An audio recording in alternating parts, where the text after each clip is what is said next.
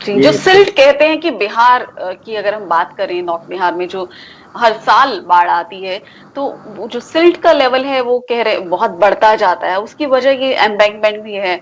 और क्या उसका अब कोई सोल्यूशन समाधान नहीं बचा है? देखिए, दिक्कत ये है कि हम लोग पानी के साथ क्या करना है वो हम लोग जानते हैं, अच्छी तरह से जानते हैं, लेकिन जी। उस सिल्ट का क्या करना है उसके बारे में हमारी कोई खास जानकारी नहीं अभी तक। हमारी दिक्कत ये है कि ये बात हम महफिल में कह नहीं सकते कि हम उसको सिल्ट को डील करना नहीं जानते थे। नदी तो पहले पूरे इलाके पर फैलाती थी, अब उसको अगर आपने सीमित कर दिया, महदूद कर दिया दो दीवारों के बीच में, तो बेड लेवल को ऊपर करना शुरू कर दिया, स्वाभाविक है वो करेगी। उस बेड लेवल से निपटने के लिए, राइजिंग बेड लेवल से और राइजिंग फ्लड लेवल से निपटने के लिए फिर आपको एम्बैंकमेंट को उसी तरीके से ऊंचा करना पड़ेगा। हमारे यहाँ जैसे कोसी है, उसके एम्बैंकमेंट पिछले 50 साल के अंदर 2 बार ऊंचे करने पड़े। एक तो 1987 में हुआ था और एक अभी हाल में 2008 में कुछ साल के बाद हुआ, कुछ साल जो बीच हुआ था उसके बाद हुआ। तो ये तो एक पेरेनियल प्रॉब्लम है। जब भी आप सिल्ट डिपॉजिट होगा, और वो हो रहा है, वो उसका स्टडी भी हुआ है, दिल्ली आईआईटी ने किया था 62 और 74 में, और उसका जो राइज था वो उन्होंने निकाला था कि इतना राइज एवरेज एवरी ईयर है, और उसके हिसाब से हमको कुछ करना पड़ेगा, और कुछ करने का मतलब है एनवायरमेंट को रेज करना पड़ेगा, और तो कुछ कर नहीं सकते। जी।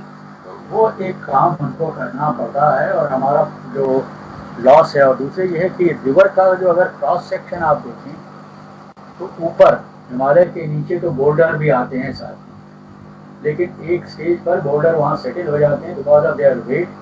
फिर उसके बाद कोर्स सैंड आगे बढ़ती है, और उसके बाद से फिर फाइन सैंड आगे बढ़ती है। तो ये जो लाइटेस्ट मटेरियल होता है जिसका कि हमको एग्रीकल्चरल प्रोड्यूस में फायदा मिलता है, जी। वो नदी के टॉप लेवल पर होती है, जो कि बहुत ही हल्के पार्टिकल्स होते हैं, and they are the fertilizing that's a fertilizing set. तो वो अगर जी, हमारी नदी अगर आज़ाद भूमि है को तो उपजाऊ सबसे पहले बनाती है। वही पानी निकल करके जाएगा ऊपर वाला, which contains humus and fine particle. उसके बाद जैसे जैसे आप नदी के गहराई में उतरते जाएंगे तो उसका पार्टिकल कोर्स होता जाएगा, और सबसे हैवी पार्टिकल वो नीचे की ओर रहता है, दैट इज कोर्स सैंड, हमारे यहाँ मैदान में आकर के। तो अब अगर एम्बैंकमेंट टूटेगा, जैसा कुसाहा में हम लोगों ने देखा था, या कहीं भी देख लीजिए आपने तो देखा ही होगा, कुसहा में भी जो दूर दराज के इलाके थे जहाँ तक वो फाइन सिल्ट ट्रेवल कर सकी, वहाँ अच्छी फसल हुई थी 2008 में। लेकिन जहाँ एम्बैंकमेंट टूटा वो इंडो नेपाल बॉर्डर के आसपास में, जिसमें कि नेपाल का भी हिस्सा तबाह हुआ, उसमें कोर्स सैंड पड़ गई। हमारे भारतवर्ष के भी बहुत से इलाके में कोर्स सैंड पड़ गई, और उस पर आपकी कोई खेती नहीं होती, कुछ नहीं होता। उस पर आप शकरकंद उगाइए या तरबूज और खरबूज की चीज कोशिश कीजिए। वो जो ट्रेडिशनल खेती करने वाले हैं उनको उसका उसकी तरीके नहीं मालूम हैं, तो ऐसे ही पड़ी रही। अब लोग इंतज़ार कर रहे हैं कि अभी बालू पुराना पड़ जाए, सड़ जाए, मिट्टी में बदल जाए, तब हम खेती शुरू करेंगे। सुनते हैं वहाँ 12-13 साल हो गया कुछ में बांध को टूटे हुए, अब वहाँ ज़मीन पर थोड़ी थोड़ी खेती शुरू हुई। अब जो बालू जी। पड़ा, मतलब कहीं भी मान लीजिए मेरे गांव में बालू पड़ जाता है, and I don't know what to do with it, तो मैं तो इंतज़ार करूंगा कि अगर कहीं जी। ऊपर और बांध टूट जाए तो ये बहा करके ले जाएगा यहाँ से, और बहा के ले जाएगा तो कहीं और डिपॉजिट करेगा, वहाँ नुकसान पहुँचाएगा। हो सकता है मेरे गांव में एक फाइनल सिल्ट पड़ जाए, तो वो वहाँ हम लोग फसल उगा सकेंगे। तो ये डिस्टॉर्शंस जो हैं हमारे एक जीविका पद्धति में, वो तो आए। फिर दूसरी बात ये हुई कि हम लोगों ने ये अमेंडमेंट बनाए, तो बाहर से जो पानी नदी में अपने आप आ जाता था, तो नदी और हैबिटेशन के बीच में हमने दीवार खड़ी कर, वहाँ जो पानी बरसेगा वो अब नदी में नहीं आएगा। अब नदी में आया नहीं आएगा तो या तो जहाँ डिप्रेशन मिलेगा वहाँ वो जमा हो जाएगा कंट्री साइड में, और अगर बहुत ज़्यादा हुआ तब वो एम्बैंकमेंट के पैरेलल बहना शुरू करेगा, और जहाँ उसको कन्वीनियंट मिलेगा वहाँ उस नदी को ज्वाइन करेगा। वो चाहे स्लुइस गेट हम लोग बना लें, स्लुइस गेट भी काम करता है, बरसात में हम लोग उसको खोल के नहीं रखते। खोल के रखेंगे तो हमारा नदी का पानी बाहर कंट्री साइड में चला जाएगा। बरसात में स्लुइस गेट बंद ही रखा जाएगा, तो बंद रखा जाता है तो बाहर का पानी कभी आएगा नहीं अंदर, और वहाँ जल जमाव होगा। और वहाँ अगर कोई ट्रिब्यूटरी मिलती है नदी की, तब हम वहाँ क्या करेंगे? नदी, उसमें तो ज़्यादा पानी है, उसमें तो वर्षा का पानी नहीं है, इससे और भी ज़्यादा पानी है। तब वहाँ कहते हैं कि स्लूइस गेट बना दें, हम गेट उठाएंगे तो उसका ट्रिब्यूटरी का पानी उसमें चला जाएगा। But if the flood level and the flood level is higher than that of the tributary, तो स्लूइस गेट आप उठा ही नहीं सकते, वो तो उल्टा उसी में जाएगा, ट्रिब्यूटरी में ही जाएगा। Then what you do is you embank the tributary also, वो भी कर दिया हमने। तब ये जो मेन रिवर का एम्बैंकमेंट है और ट्रिब्यूटरी का एम्बैंकमेंट है, it's like a Y shape. इसमें जो पानी बरसता है वो कहाँ जाएगा? वो तो वही रहेगा। तो या तो वो सीप करके खत्म होगा या इवैपोरेट करके खत्म होगा। और अगर वो बहुत ज्यादा इकट्ठा हो गया तो या तो छोटी नदी का एम्बैंकमेंट वहीं के रहने वाले काट देंगे कि पानी उनका ड्रेन आउट हो जाए, या अगर बड़ी लेवल का नदी का लेवल जो है वो नीचे जाता है तो उसको काटेंगे कि वहाँ से पानी निकल जाए और इनकी खेती जो है वापस ढर्रे पर आ जाए। हम लोग उसी दौर से गुजर रहे हैं।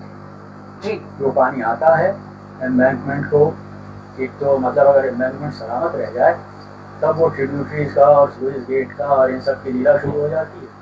और अगर नहीं होता है, आई मस्ट रिमाइंड कि एम्बैंकमेंट के बीच में हमारे यहाँ कोसी एम्बैंकमेंट में करीब 380 गाँव हैं। विद इन दोज 2 वॉल्स उनका रिहेबिलिटेशन हुआ था और वो लोग फिर वापस आ गए, क्योंकि लैंड फॉर लैंड नहीं दी गई उनको, खाली घर बना दिया गया बाहर। और उनकी जो कॉलोनीज थी, उनकी जो बस्तियाँ थी, they got water out most of them. वो बाहर से अंदर आ गए कि ठीक है 15-20 दिन की तकलीफ होगी, महीने भर की तकलीफ होगी, जब फ्लड लेवल इज हाई वहाँ से निकल के हम लोग एम्बैंकमेंट पर आ जाएंगे। तो आकर के वो करते हैं अपना, भी बहुत जगहों पर करते हैं। तो कोसी में 380 गाँव हैं, बागमती में 94 गाँव हैं, महानंदा में 66 हैं। ऐसे बहुत से गाँव हैं, देर आर इनटू हंड्रेड्स। कई सी नदियों का गंडक का मुझे मालूम नहीं है क्योंकि मैं उसका सर्वे नहीं कर पाया, शायद सरकार ने किया है तो वो बताते नहीं है कि एम्बैंकमेंट के भीतर वहाँ क्या हालत है। तो कुल मिला करके जब ऊपर से पानी आता है तो वो तो कहीं ना कहीं जाएगा। और हमने उसके रास्ते में सिर्फ एम्बैंकमेंट ही नहीं बनाया, हमने सड़कें बनाई हैं जिसके ड्रेनेज का हम लोगों ने इंतजाम नहीं किया, प्रॉपर ड्रेनेज जो होना चाहिए था उसका इंतजाम नहीं किया, रेलवे लाइन्स बिछाई, उसका प्रॉपर एम्बैंकमेंट का डिजाइन नहीं किया। तो अब पानी को निकलने का रास्ता या तो वो जंप करके जाएगा या तोड़ करके जाएगा कहीं ना कहीं जरूर, लेकिन वो स्थिति है। तो हम उसके बीच में फंसते हैं। उसका मैं एक एग्जाम्पल बताऊँ आपको। 2007 में हमारे जो एम्बैंकमेंट्स थे, कैनाल्स थी और रोड्स थी, नेशनल एंड स्टेट हाईवेज और ये विलेज रोड्स वगैरह ये सब मिला करके 34 जगह हमारे एम्बैंकमेंट टूटे थे इन 2007। 54 जगह पर 54 प्लेसेस ये स्टेट और नेशनल हाईवेज टूटी। उसमें वो MDR और जो छोटी सड़कें हैं वो भी शामिल हैं। और 829 जगह विलेज रोड्स टूटी। और कभी भी उस साल जो मैक्सिमम फ्लड लेवल था किसी भी नदी का वो अचीव नहीं हुआ। यहाँ से 2 चीज़ें समझ में आती हैं कि इतनी जगह तोड़ दिया नदियों ने इन सारी चीज़ों को और उसका पानी फैल गया, so that the maximum flood level hitherto known was never exceeded। एक बात हुई। और दूसरी चीज़ जो समझ में आती है वो ये कि जिन जिन जगहों पर ये दरारें पड़ी या एम्बैंकमेंट या सड़कें टूटी, वहाँ बाढ़ का पानी इशारा कर रहा था कि हमको यहाँ से आज जाने का रास्ता चाहिए, तो उसको रास्ता देना चाहिए था, तो उसके आगे वो पानी ड्रेन आउट हो जाता। लेकिन वो ना करके हमने उन सारे गैप्स को पूरी तरह से बांध दिया। अब इसको इतना मजबूत कर देते हैं कि अब ये यहाँ से कभी नहीं टूटेगा। It's like A welding joint. जो वेल्ड हम लोग करते हैं कोई चीज़ को, 2 बार्स को या 2 टुकड़े को, तो वेल्डिंग जॉइंट नहीं खुलता, उसके बगल में टूट जाता है। ये चीज़ें हमको मालूम होनी चाहिए थी जब वो कर रहे थे। और दूसरी बात ये हुई 2007 में कि वो पानी बाढ़ का जो चारों तरफ फैल गया था वो 2 से 2.5 महीने तक बना रहा।